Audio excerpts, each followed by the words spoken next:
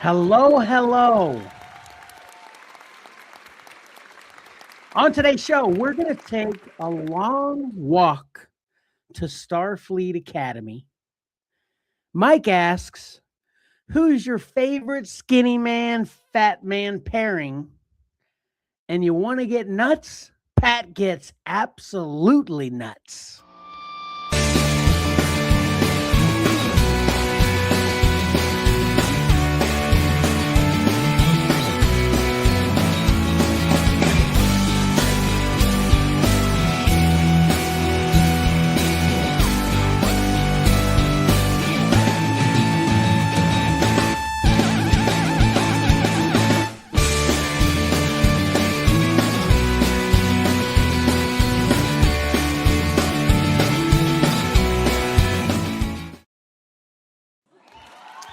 Welcome to your favorite live streaming, whatnotting, I promise, podcast, Comics and Collectibles in the Crawl Space. I, of course, am your fourth or fifth favorite podcasting host, Kevin.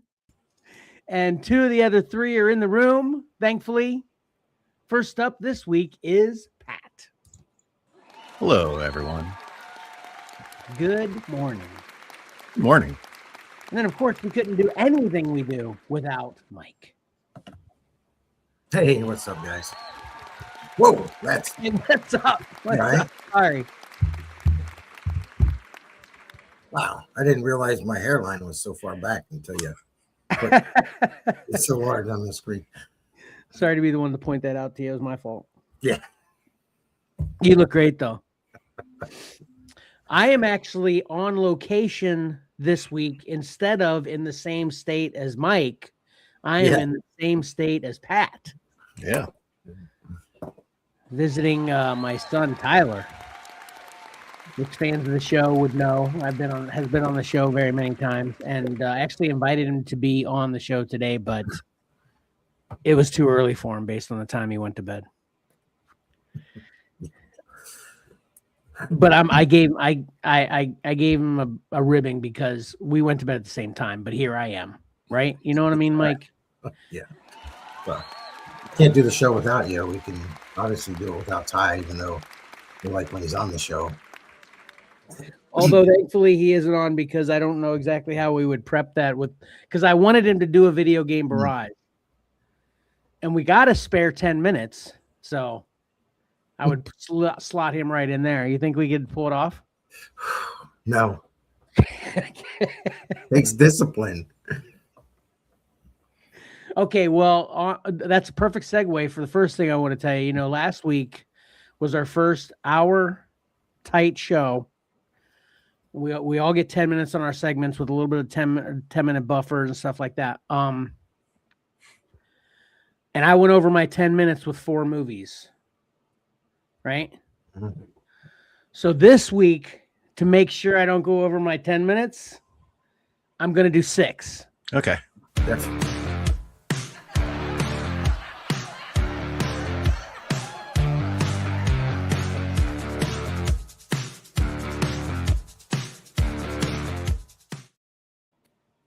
I don't even know why I talk. Oh, I didn't even realize I cut you off. I totally was. If that happened, it was totally accident that time. Like, what did you say? I don't remember what I said. No. I tried to time it with my thing to make it funny. All right, anyway, stop cutting into my time, Mike. I know. Yeah, the whole opening, does that take away from your 10 minutes or the extra 10 minutes? No, the 10 minutes starts once I do the intro. So we're officially into my 10 minutes. Oh, continue. Anyway, I wanted to bring this back up real quick. We talked about Tron Ares last week. And the reason I wanted to bring it up is because I forgot one of the best things about the movie that I wanted to just bring it up for a second to mention this week is the soundtrack. They made an entirely new soundtrack, or they made Nine Inch Nails made the soundtrack, entirely new music from Nine Inch Nails. I'm a big Nine Inch Nails fan. I actually have a Nine Inch Nails tattoo, and I can't believe I forgot to mention that last week. So this is my first of the 6. So there. So check it out. 6? Oh, jeez. You thought I was kidding? Yes. Okay. Here's my second one, and this is just a quick mention because it isn't really geek culture, but this was my latest favorite show that I was binging for a bit. Landman season 2 just dropped a few weeks ago on Paramount Plus. If you're not familiar with it, Billy Bob Thornton is the main actor, and he's an all man, and it's great. So check out Landman season 1 and season 2 in their entirety. Now that's a big recommendation for me. I give it 8.5 bags of popcorn. Yep. And then this is another quick mention. Oh, good morning, Mom. Good morning from Ohio. We're close now. We're close. Another quick mention is this crazy movie called Eddington. Have you guys ever heard of this? No. No. It looks like everybody's in it, though. Yeah. Joaquin Phoenix is the main actor. Well, Joaquin, and then our favorite in everything actor that we haven't talked about in a while because we are on a hiatus for a while, of course, is Pedro Pascal is in this. Mm-hmm. And is that Emma Stone also? And yeah, Emma Stone's in it. Yeah, exactly. And I watched this, and it's crazy. This really kind of reminded me of Begonia, not just because Emma Stone was in it, but just how crazy and surprising the ending was. So I'm actually recommending Eddington as well. I'm giving this 8 bags of popcorn, and to give a little explanation of what this is about. If anyone ever asks me, hey, what was it like in 2020 during the pandemic? This movie plays that out perfectly. It's actually a fictional story, but it's based on a lot of realities that were going on in 2020 that we were all a part of. So check out Eddington. What'd you say? No, the poster looks all post-apocalyptic. Wait a minute. Okay. I remember 2020 now. Yeah, it was. Yeah, exactly. All right, then I watched Sinners because I am really far behind the curve, apparently, and I didn't realize that this is a vampire movie.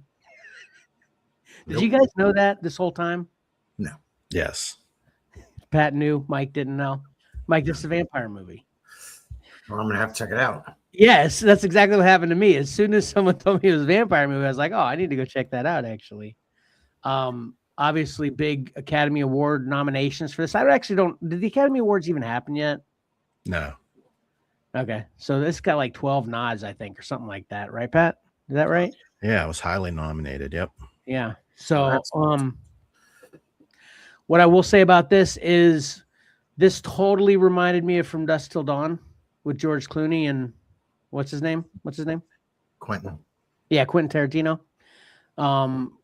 Has that feel, and I actually didn't care for it a whole lot, though. I'm shocked that it got so many nominations. It's not horrible, but there's just nothing special about it, and I really didn't care for it a whole lot. I'm going to give this 5.5 bags of popcorn. But it's not horrible, though, so it's another one of those. If you got time, check it out. But probably most people, if they haven't seen it in theaters, I guess, would check it out because of all the nominations it got. So I was a little bit surprised by that, but, check it out. Yeah. Then I watched The Long Walk. Mike, I told you I got this, so did you watch it? I have not had a chance to watch it. Dadgummit. I'm sorry. I know I failed. Never even heard of it. Sorry. Really? Okay.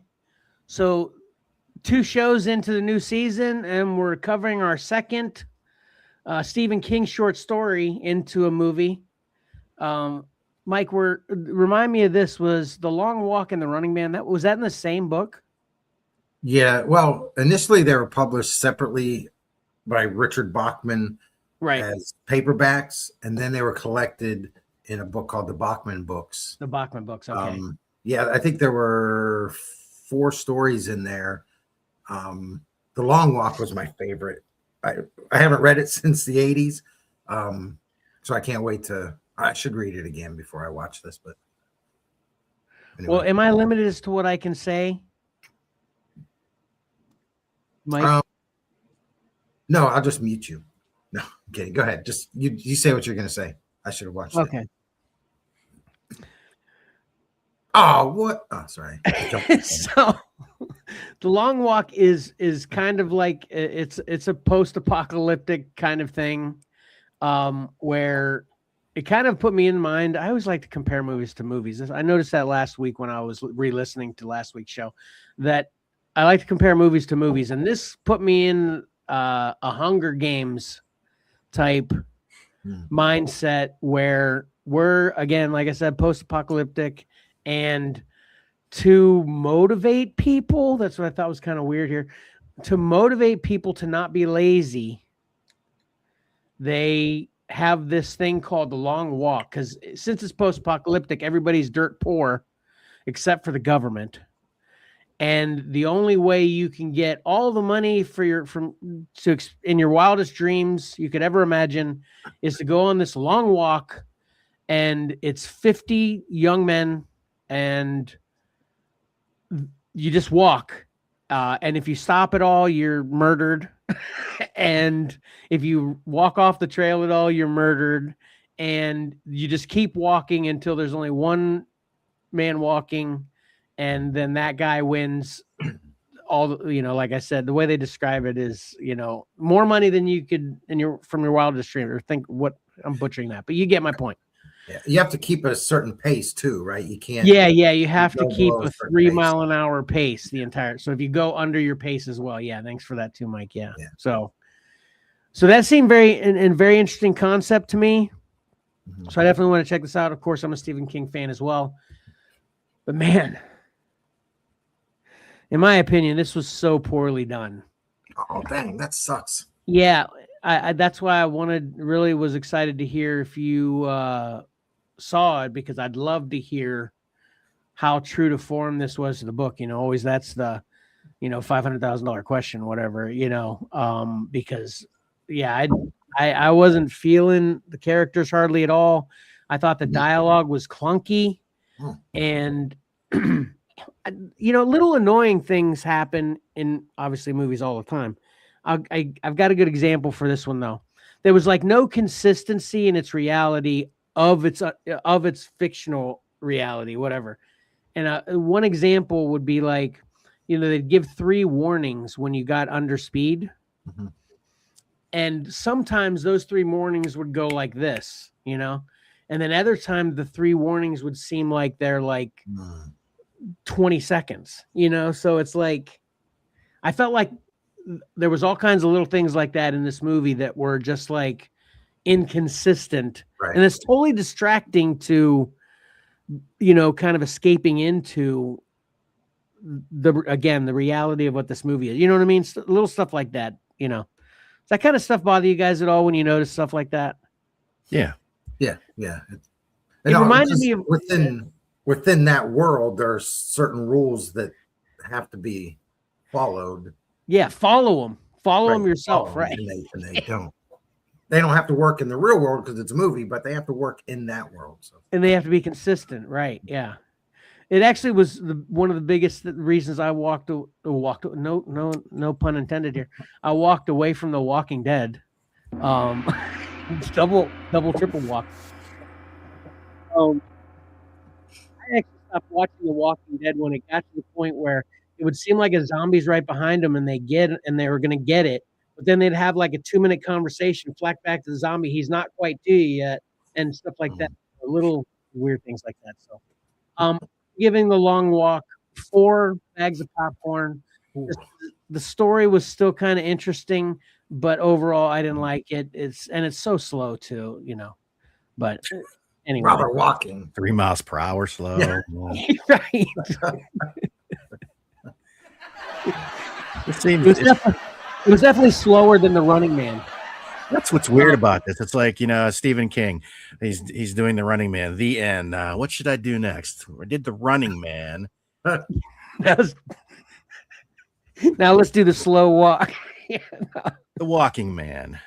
Well, the Bachman books collect 4 stories: The Running Man, The Long Walk, Road Work, which I don't remember what that one's about. Maybe that's cleaning up after the long walk. And then Rage. So if you find the Bachman books at a reasonable price, buy it, because it'll never be, Stephen King will never reprint the story Rage. And that's the only place you can find it unless you find the little single book. Is Rage about the truck? No, what was that one called? Maximum Overdrive. No. Where one guy was getting chased down by a truck. Oh, Duel. That's it. Yeah, that's Richard Matheson wrote that. Oh, Spielberg did the movie. Richard Matheson, Richard Bachman. You got me confused. Yeah. But anyway, Rage is about a classroom incident. Okay. So and then lastly, and I actually don't need a lot of time of this, similar to last week, my final is the most relevant, but not the greatest, is Starfleet Academy. Dropped on Paramount Plus. Pat, are you on this? No Paramount. Dadgummit. I feel like you spell out to us what you have and don't have every week, but I never remember. Yeah, I need a list. Patrick. I do. You plan on checking this out though, Pat? You like Star Trek stuff, so. Yeah, it's just a matter of ever getting around to it. I don't know. Well, man, I like Star Trek a lot. I'm a Star Wars guy, number one, but I mean, if you always got to compete, Star Wars, Star Trek. But I'm always excited about liking Star Trek when it comes out. But man, this show is so bad to me. And it's so bad that I don't know whether it's trying to intentionally be bad to be campy, and that's the intent of the show. You know? Dadgummit, what's the captain's name? And are you familiar with the cast, Pat? Yeah, I have no idea what their Star Trek names are, though. No. What's the Holly actress? Hunter? Yeah, Holly Hunter. Yeah, exactly. Holly Hunter. Man, I like her a lot too, and I thought she did a horrible job in this. And one thing, just to give you an example of how campy this is, it's like you can't even take it seriously. But I don't even know if they want you to take it seriously. Is Holly Hunter is the captain. She never sits in the captain chair right the entire show. She's always like lounging like she's on a love seat in the living room. It's so weird. It's like I said, it's cringy to me. It was, and the whole show is that kind of odd and off track to any Star Trek, no pun intended there too, that I've ever seen before. It's so odd, you know. What were we gonna say, Mike? Did you say something? Nope. Okay. So I'm going to give Starfleet Academy. I actually only watched the first 2 episodes. I think 4 are out now. I only watched the first 2. I barely got through the second one just because I really couldn't stand this at all. I'm going to give this 3 bags of popcorn. That's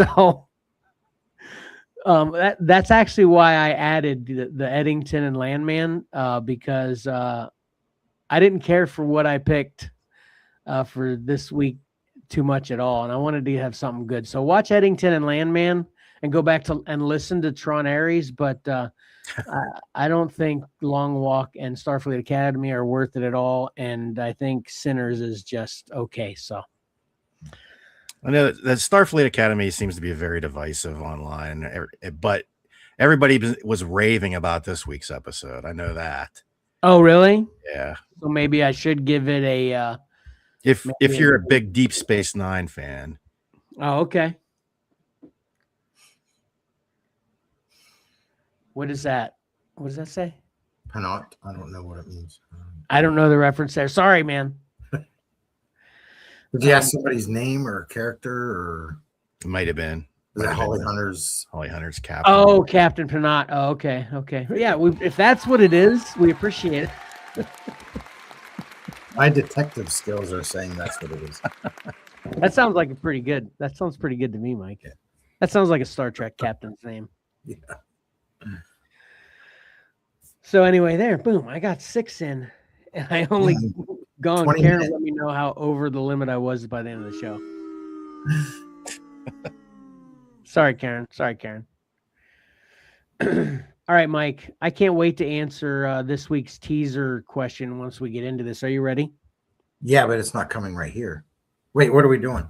Oh, yeah, it's not coming right here. It's later. Okay.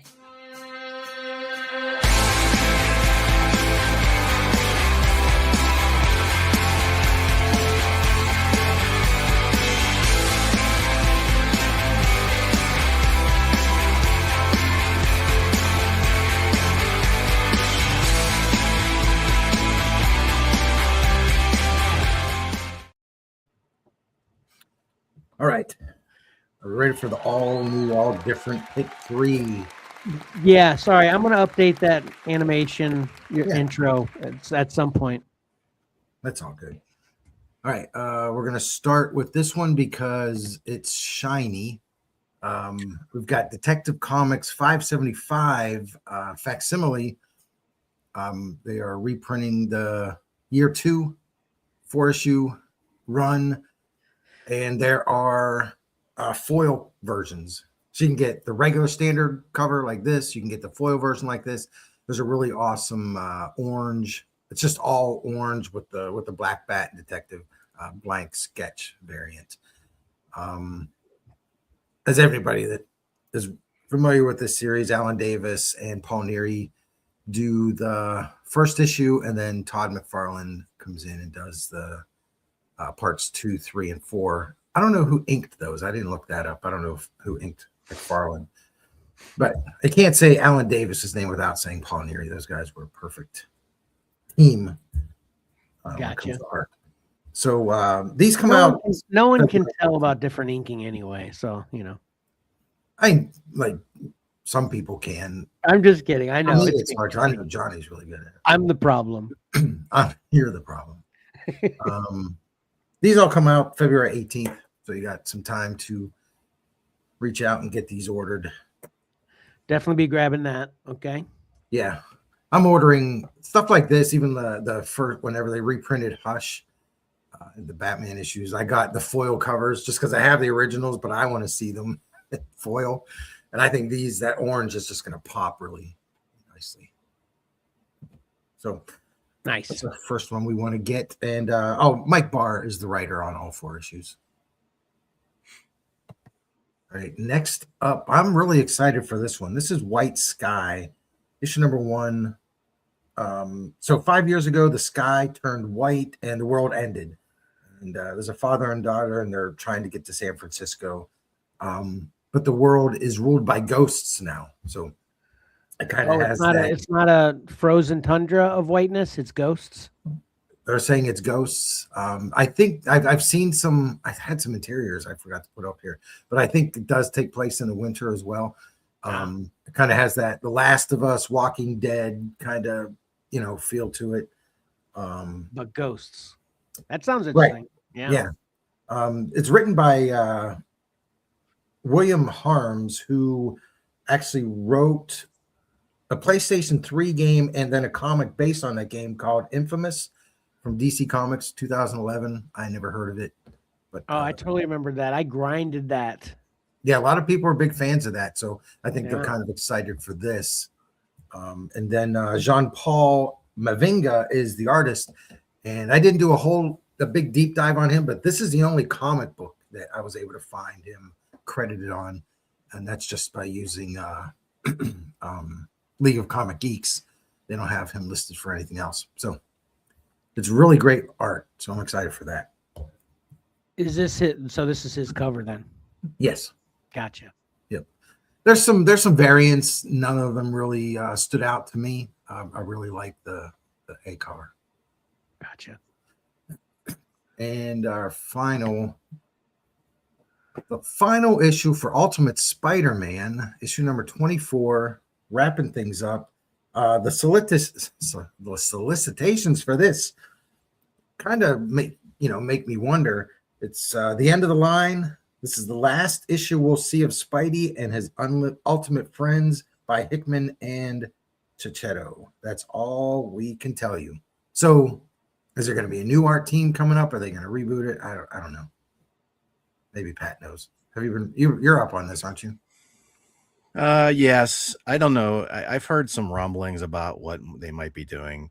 Yeah. I mean, everything's supposed to end, but with comics, if there's money to be made, it won't end. Yeah. But this is sort of like the X-Men Hickman situation where I think he had a plan and they kind of derailed his plans to stretch it out. Whereas this, he says, I'm ending it, and they're going to end it, but who's to say that they're not going to restart it again? We'll see.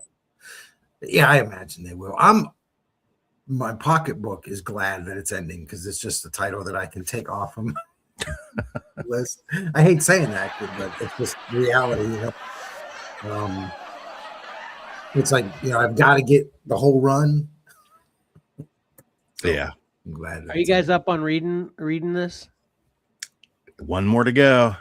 No, I missed like issue 6. So I'm a little behind, but I haven't found it yet. I haven't looked very hard. Nice job, Pat.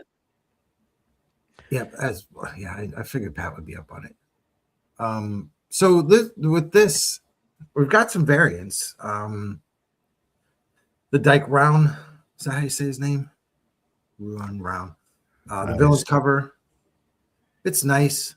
The Stephanie Hans 1 in 25, it's nice, but what Marvel just go ahead and make my 2 favorite ones, a 1 in 500 and a 1 in 1,000. Thank you, Marvel. Geez. Thanks. I'll never own these.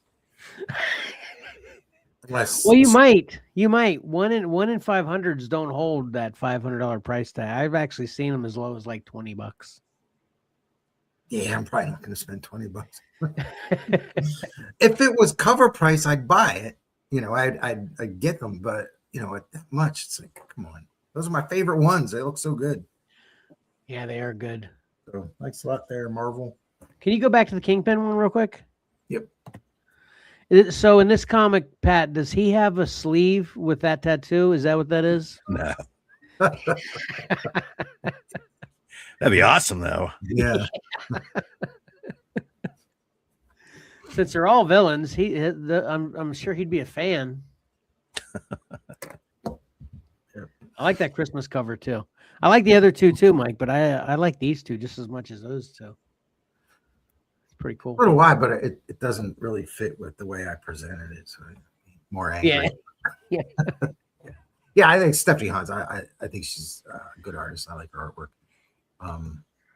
But man, I really like Chichetto and Phil Noto's work here. So those are my 3 that I want to highlight. Everybody run out in a couple weeks and grab those. Nice. Except for the 1 in 1,000. Good luck. Pat, how old is Spider-Man and Ultimate Spider-Man? Right, you might know too, Mike, since you read the first 5 issues. He's older. He's like probably in his late 20s or early 30s. That's cool. His kids are teenagers, so. Hello.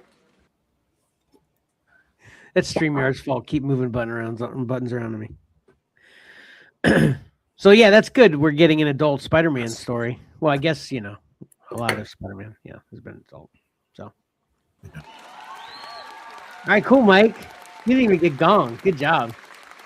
Yeah, so I wasn't too worried about if you went over by a few minutes.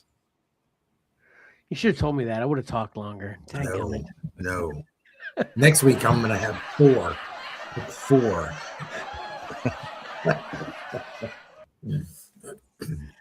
Well, this week too, I swear next week I'm going to get it together. I actually have a plan starting next week that I'll reveal next week regarding Get It or Forget It for me. But this week I am again another no-show. I'm sorry.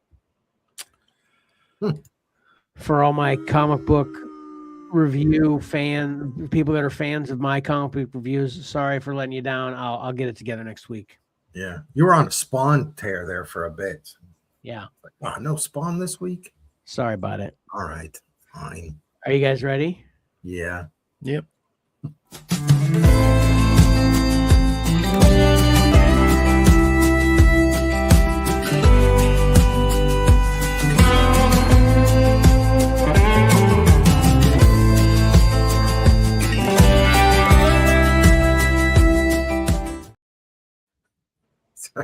I think it's funny. The three of us are sitting here getting weekly stuff, reading comic books, and Johnny's working out, lifting weights, and all that. And in the video, That's why he's not on the show. That's actually reality. Yeah, that's why it's he's not true here. life.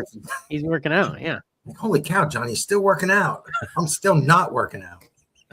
Although he's actually, his workout right now is rehab. He started rehab because he got in an accident at work. I don't know if you knew that or not, Pat. No, I did not. Yeah. All right, Pat, you're first. I'm first. All right. Absolute Batman number 15. This is about a month old, but I thought it was relevant. $4.99 cover price. Scott Snyder and Jock on the art duties here, filling in for Nick Dragata, who did the cover. I love that in cover. front of you. Yeah. This is the talk of the town last month. It was a hot book. I don't know if it still is. I guess all of Absolute Batman's still hot. But basically, this was the origin of the Absolute Joker, and it was told to Bruce by Pennyworth, aka Alfred. I was worried about spoilers when I was doing this review, but cover. Mm-hmm. So this Joker, it goes by the name of Jack Grimm. Jack Grimm and his descendants have been around for at least 5 generations, dating back to the late 1800s. They invested in built their wealth at first through the entertainment industry before branching out into the tech field. And he's a trillionaire. The family's a trillionaires at this point. They've bought hundreds of, I keep saying they, you'll see why when I'll get to this. They're buying hundreds of islands, of these private islands all over the world. Nobody knows why. They're pretty much uninhabitable. And the Grimms also put their money into philanthropic endeavors, such as, advancing orphans, giving them education, things like that. Because he initially, the first Grimm started out as a street performer. He was a young boy, seemingly an orphan as well. So they were, it seems like they're trying to give back. The problem, though, is that it turns out there's only actually been one Jack Grimm this entire time. He's been stalking his private islands with his enemies and hunting them down and killing them and eating them and harvesting the life essence of orphans because, well, he's a demonic creature. Wow. And when he's done doing that, what rating do these books have? Go. Probably 17 plus. Yeah, when he's done doing that, he retires back to his stately manor, in his loyal butler, and he actually has a secret cave as well. What? So I'm sorry, tongue-tied. Scott Snyder is like, he's really gone hard against that, opposite side of the coin as Bruce Wayne, because he's basically Bruce Wayne. Only he eats his enemies. Here's some interiors. They look great. It starts out, this is Jack Grimm at the top here. At first you think, man, is this Bruce? And no, it's Jack Grimm, Joker. And he's hunting something on this island. And I was underwhelmed by this. It's like a little kitty cat. It is tiny. I don't have the next page, but it shows him laying on the ground. It's like, poor little kitty. This is, I thought the Jock art in this book was very uneven. He had a lot of load to carry, sort of conveying the Grimms through the generations, and he did that well.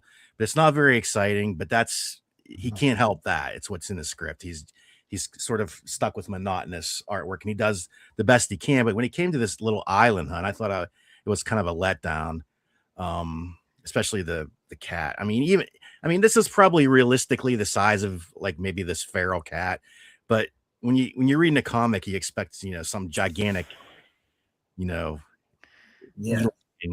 I think I could take that cat. What about you, Mike? No, that's Heck kind of what I'm. Is that supposed to be a house cat, or is that? I mean, the face looks like a mountain lion or a puma or something. Yeah, that's kind of what I'm getting at. It just maybe it's a baby puma, but he does shine at times. Like here's the Joker reveal at the end, which is crazy. Cool. Good. Yeah, that's horrific. Yeah, so I have no problem on a new take on the Joker origin. And the structure of the story was entertaining, but in spots the dialogue almost was bordering on parody to me. It was like it almost reminded me of the parodies of Christian Bale's Batman, where Alfred would be telling the story, and he's like, well, Bruce, he's on these islands and we think he's up to something, and Bruce is like, just tell me, Alfred, just tell me what the problem is. It's one of those deals. And it got to be that back and forth just got to be so it seemed off. This is a different Bruce. He is sort of short with Pennyworth. They have a different kind of relationship, but it seemed weird. And like I said, the art was sort of up and down and hit and miss. This was the first, there's all this hype over this book, but it was the first absolute Batman issue that was kind of a letdown to me. So I'm kind of like, it's a get it, but it's kind of forget it too. I'm kind of middle ground on this issue. I still, the series overall, I'm still enjoying. But it's just like, it just was not a great issue to me, despite all the hype around it. Right. It's the Joker. Everybody's got certain expectations for the Joker. He's got to be the best. I think he's Batman's number one enemy. Or foe. So, a lot of expectations for that one. I was curious, and then when I saw this cover, I was like, I don't know. It's kind of thinking back. I like the fact that he's not in this form all the time, though. Right. Because that would be a little too much. Yeah. So we kind of got that Bruce Wayne, sort of dichotomy where he's the guy with the mansion with the secret Joker cave. And just a little fill-in backstory here. He's a trillionaire. He seems to be the major investor of Arc M, which is doing all these weird experiments. And he went out and recruited Bane, and Bane was the whole story arc before this. So he's definitely being set up as the big bad, which of course he should be, but now he really is a big bad, because that was always sort of the joke, no pun intended, was like Batman could take this guy out so easily, until they started retconning it where he was trained by the same people as Bruce, but we'll forget about that. But now he really is intimidating foe here. So we'll see what happens when they eventually meet. Nice. Yeah, first he's meeting Wonder Woman. He's barely in it. Yeah. That picture reminds me of Venom too, kind of. I heard people actually start to make the Spawn comparisons, and they Violator, they call him Clown, and it's kind of weird because he's the Joker, and it's kind of similar. All right, cool. What you got, Mike? Awesome. Okay, so my review, you opened with the question, who is your favorite Skinny Man, Fat Man pairing? Karen had mentioned Abbott Costello was hers. You guys have favorites? You want me to go first, Pat, or you want to go first? That doesn't matter. Because you're going to steal mine, because mine's so perfect. Okay. I have some that you guys aren't even going to think. I liked Karen's, but I tried to think of something else. So. Mine is Burt Reynolds and Dom DeLuise. That's a good one. Son of a gun, I don't have that one.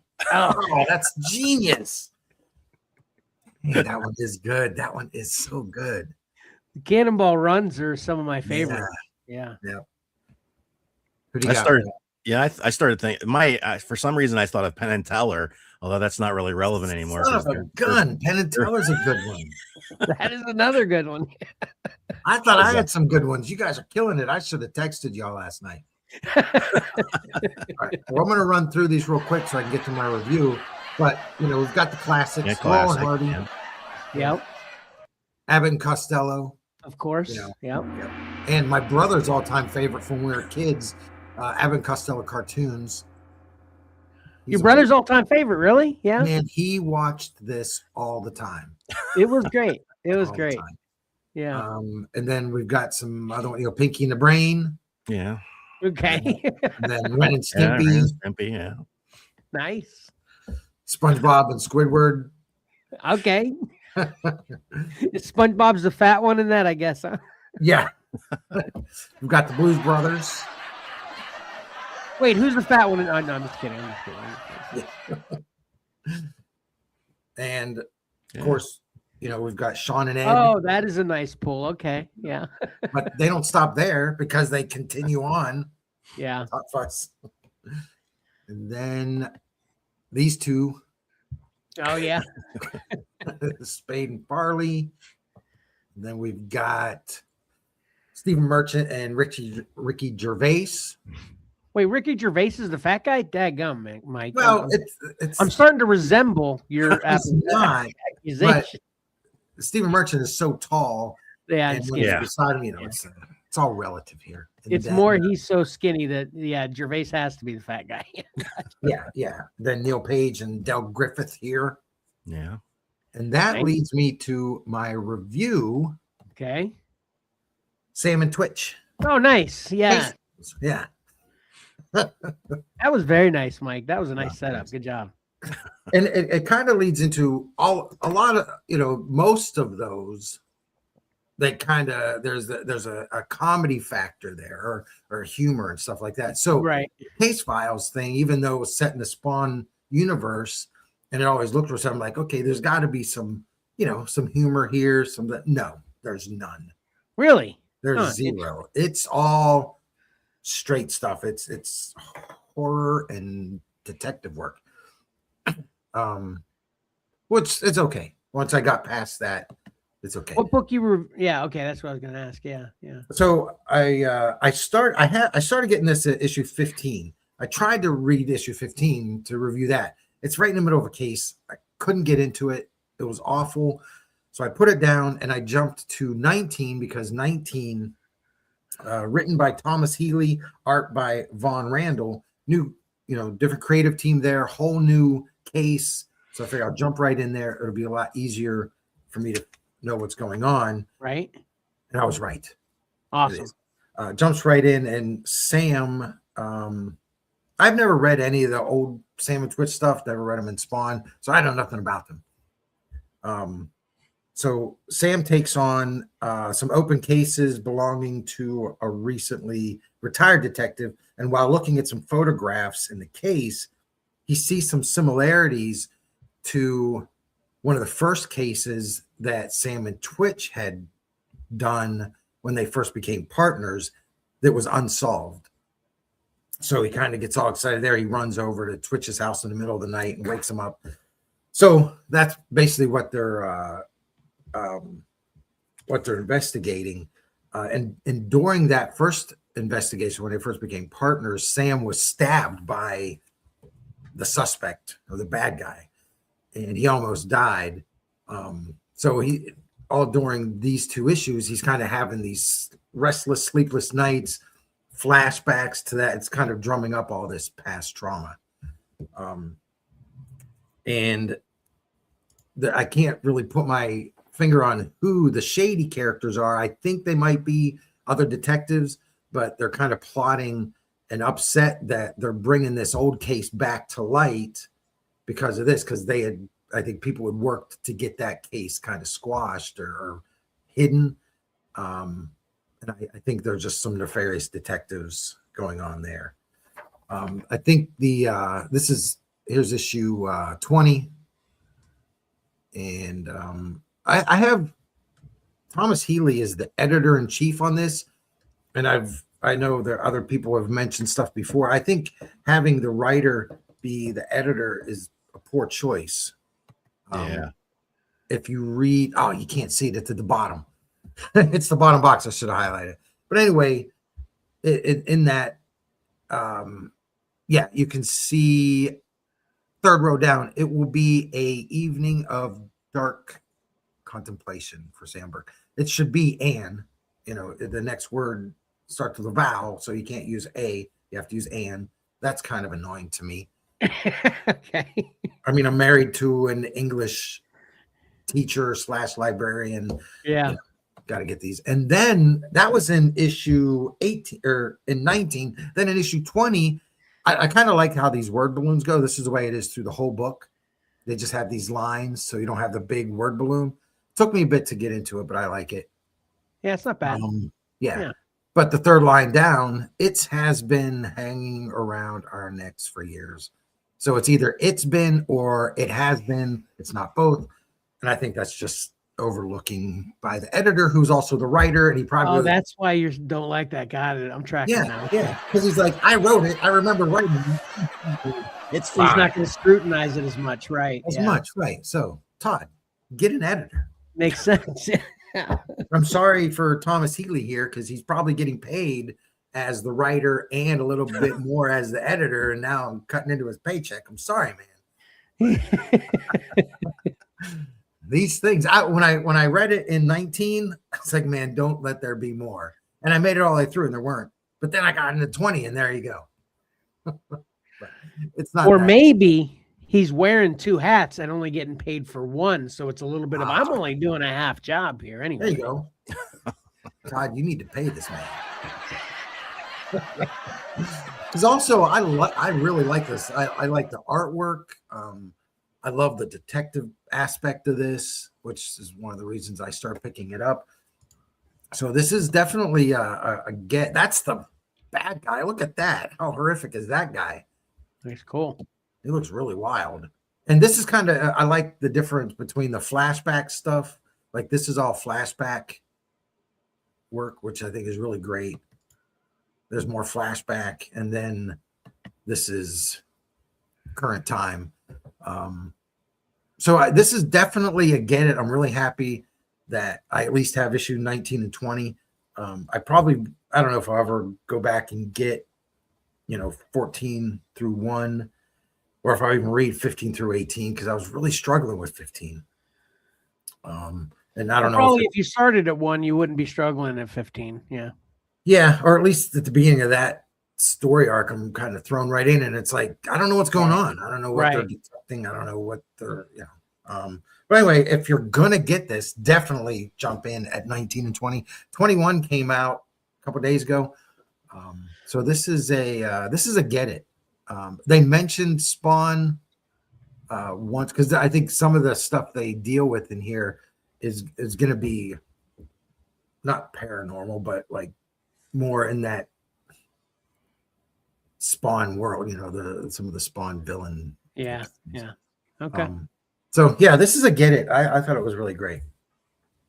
All right, awesome. Start with 19.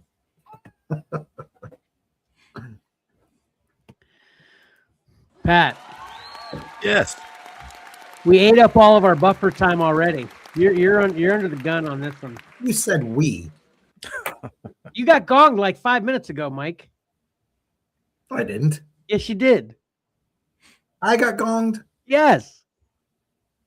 Right, Karen? Karen, I didn't even hear it. Holy cow. I didn't hear it either. You were too focused on your review, which was good. That's why. Cool. Yeah. Karen, gong again. Let me hear it.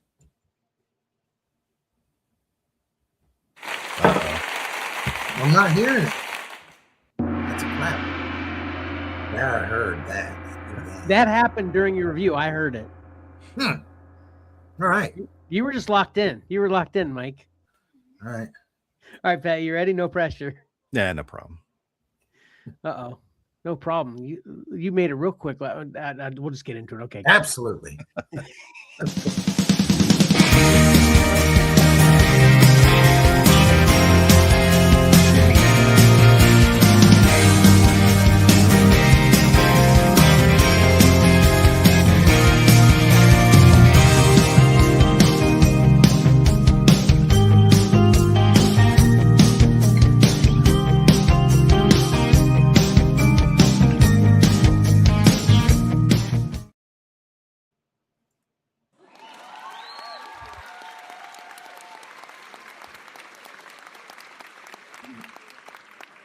All right. Yeah.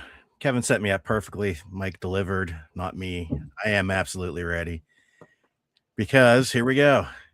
Hot Toys, Absolute Batman. These are their premium 112 scale action figure doll / whatever. Clocking in at $385. Wow. He's all a lot of, I only have a couple things to go through, but I got a lot of pictures, so I'll try to talk as I go through them. But there's two different versions of this: the collector's edition and the special edition. Collector's edition 385, special edition 400. I give him credit here because, basically there's only been, one main artist, although lots of other artists have drawn him, but they're not pulling from much, and I think they nailed it pretty well here. The overall look, lots of different. I guess we're going through the glamour shots first, and then we'll get to the nitty gritty of what all comes with him. This was a good example here. That is what the absolute Batman looks like. Yeah. He's a big, beefy guy. Looks very cool. And Hot Toys are normally, they're 112 scale, so they're a 6 foot person is normally around 12 inches. So with the ears, we've got 15.9. But he's I think absolute Batman is like 6'6". If you go by the Nick Dragata's preliminary designs for him. So yeah, we'll run through here. Eventually we'll get to the specs here. Those do look so cool. Those look so cool. 3 interchangeable lower face plates. Jeez, that looks awesome. Yeah. I constantly be having. I have to change those. Yeah. Interchangeable armor spikes. Oh yeah. The ears, the bat ears detach because he uses them as like daggers. Wow. Wired cape, because his cape, he can control his cape like tendrils and grab and impale with them. And of course the axe from his bat symbol, short and long handles. There's everything. Comes with the stand, interchangeable hands. Wow. Well, it looks like the chest symbol does the. I imagine the axe head doesn't fit onto there, but you can peel that off too, maybe. Yeah, I would assume so. It's probably not the actual one, but it can be removed to display either way. So if he has the axe in his hand, then you can take something off to depict that. So yeah, that's the. Is that how it is in the comic? He uses the symbol from his chest as an axe. Yeah. Wow. Which to me makes totally nonsense, but right. I mean, it's kind of cool, but it practically, I don't see how it would ever work. Yeah, you got this huge iron plate on your chest. There's no movability. Right. And he uses his ears as daggers too. That's crazy. Yep. Everything, he's like the ultimate weapon. Everything, is out there to do the dirty work for Bruce. It sounds like some crazy ideas that like a 13-year-old boy would come up with. Right. Like, all right, what next? Well, he takes these off and just like, I love it. Genius. I'm putting it in the book. Right. And the special edition isn't really that much special, but I guess if you're in for 385, go for 400 to get the extra parts. All it really is this, this cow. They call it the stealth look. That's pretty cool. Stealthy look cape. Yeah, that's only a $15 difference. That ain't bad. Yeah. Relative to the 385. Exactly. Right. I'll save it. I have a t-shirt that looks like that. Yeah. So it's basically showing the same things. And there you got your absolute Batman. If awesome. You're have some spare change in the couch cushions. Nice.